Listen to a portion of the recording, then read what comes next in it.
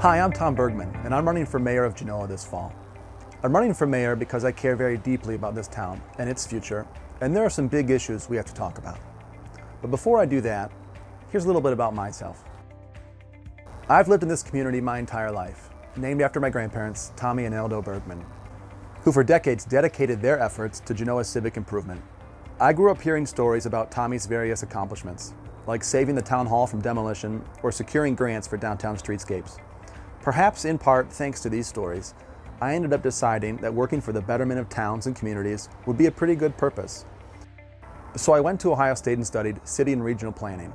This is the study of what good decisions governments have made over the years, and equally important, what bad decisions. Genoa has made a lot of wonderful moves over the years. We pride ourselves on being the first walkable, bikeable town east of Toledo that still has some downtown gravity. We've got a walkable park that children can walk to and enjoy all summer long. It is quintessential small town living at its finest. But underneath all of that, there's a quiet financial problem. And I mean literally underneath us. It's the vital sewer system required for everyday life, and that is the backbone of future economic development. It's as simple as this. In my view, Genoans are spending large sums of money maintaining a system that is being used against Genoa to pull the tax base out of Genoa, and that we might foolishly try to compete against this. Now, to explain all this, we've got to look at a map. So here's Genoa in blue. Back in the 1990s, Genoa was in the process of upgrading our sewer lagoons, right here in orange, when the county came along and offered to help pay for it, and even expand it, so long as we agreed to oversee and maintain the entire sewer district, extending outside the village. So council took the deal, and Genoa agreed to maintain all of this without a dollar of income tax in return.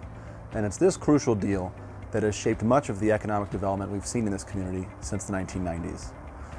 Let me explain. Consider this pipe that runs along Genoa Clay Center Road.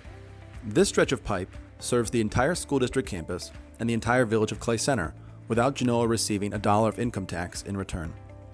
In the 1990s, the middle and elementary schools and bus garage were in the village, paying an income tax. Now they've consolidated outside of town, and Genoa is on the hook for maintaining this system.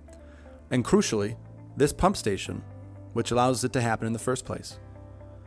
That pump station, sitting right outside the school, has a sticker price in the hundreds of thousands of dollars.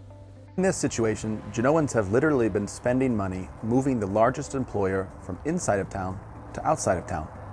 This isn't very complicated. We are literally spending money to lose money. Now let's go down Woodville Road. This stretch of pipe runs all the way to the big customer at the end of the line, Guardian Industries. Along this line, the system branches out to include some Clay Township residential neighborhoods and plugs in various Clay Township businesses. Importantly, this stretch has two pump stations, here and here. If you're in Genoa's shoes, this is the pipe that's the more serious headache, because it allows the development of a commercial corridor right outside your front door. Yet we forfeited the right to make that corridor part of Genoa. We found out the hard way that we can no longer make businesses join the village for access to this system. So we get to maintain the system, but don't get that vital back-end tax revenue to help with the heavy lifting. What did they think was going to happen if a business can simply sit right outside the village limits, avoid our income tax, and yet we still have to plug them in and charge them the same rates Genoans pay?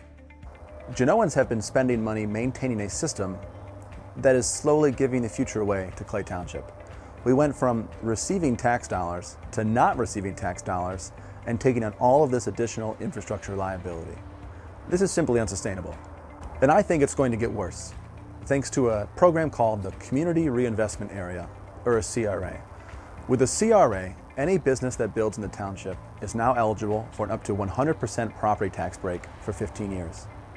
How is Genoa supposed to compete with that? And why do the big governments in support of this program think Genoa can continue to maintain this infrastructure without receiving the vital tax dollars necessary? At county level meetings, I've been the only one standing up with these concerns. And I've been told, well, Thomas, a business is only going to do what's best for the business. And of course I agree.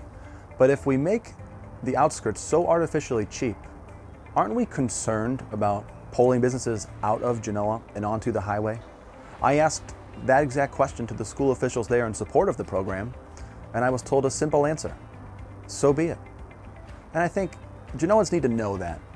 Genoans need to know what's really going on, and that The village is tasked with maintaining the infrastructure so everyone else outside of Genoa can benefit. In the 1990s, Genoa thought taking this deal would put us in the driver's seat of economic development in the community. And it makes sense. Genoa's gonna be in charge of the pipes. That's an important task. But what we found out was that it actually did the opposite. Because Genoa already agreed to maintain it, our input isn't needed.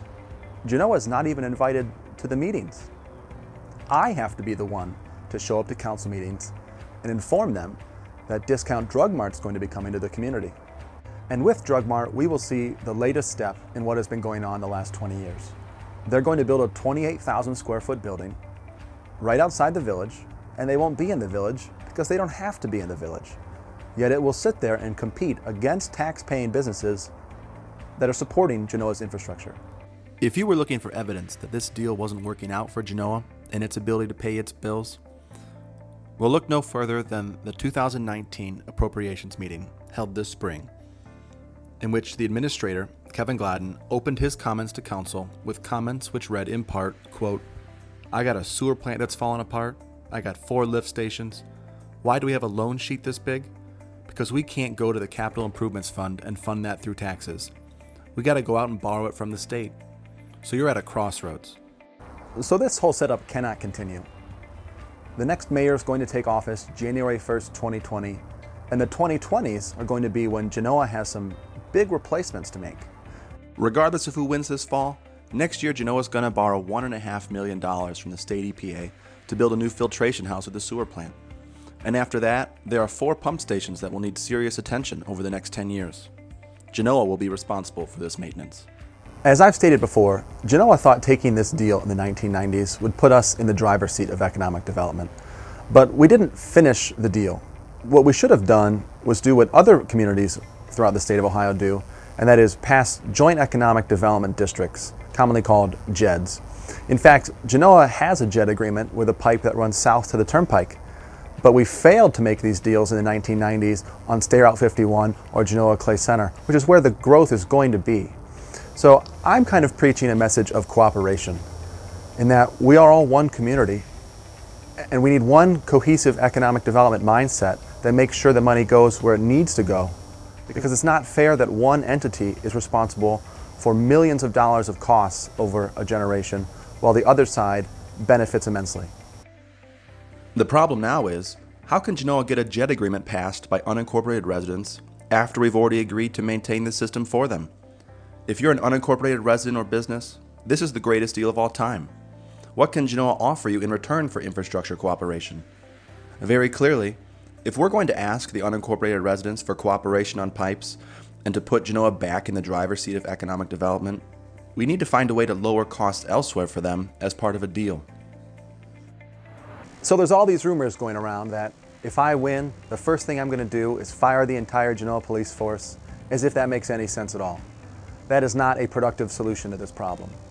What I have said is that given that both police chiefs are retiring soon, one has already retired once and probably isn't going to be here that much longer, and one has turned down his own contract extension offered by his own superiors and said he wasn't going to be here that much longer. What I've said is 10 years ago, Genoa was the one hosting meetings talking about a police merger with Clay and Allen Township. What I've said is, well, why don't we kind of dust off some of those talks and see if we can't discuss a bit of a trade here, where you put all the guys under one roof, police aren't losing their jobs, but you're going to save money on the overhead, and you can trade that, in a sense, to the unincorporated residents in exchange for proper pipe funding or a JED. So this way, you've got one police department controlled by Genoans and unincorporated residents, and you have one cohesive economic development policy that makes sure the money goes where it needs to go. It puts Genoa in the driver's seat, which is where they thought they'd be in the 90s. And we just begin to think of this as one community with 2 governments, and that they're working together instead of against each other. I hope this fall Genoans will elect a mayor willing to discuss these issues. These are important issues for this community. We need to have a years-long, mature conversation about our financial future and the merits of cooperation. We need to recognize that we are one community with 2 governments, and that these 2 governments owe it to residents to find mutually beneficial ways to lower costs and grow together.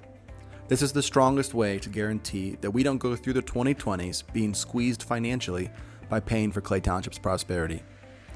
We need to realize that if we do nothing, we'll just keep paying for it anyway. Any agreement between council and the trustees must be passed by a voter referendum, meaning any compromise reached by council and the trustees must be passed at the ballot box by both Genoans and unincorporated residents. So I'm hoping that voters effectively give council the green light to discuss cooperation, so that 2 years from now, you can vote on their compromise and this community's future, up or down. So this fall, vote for me, Thomas Bergman, for Mayor of Genoa. I'm Tom Bergman, and I approve this message.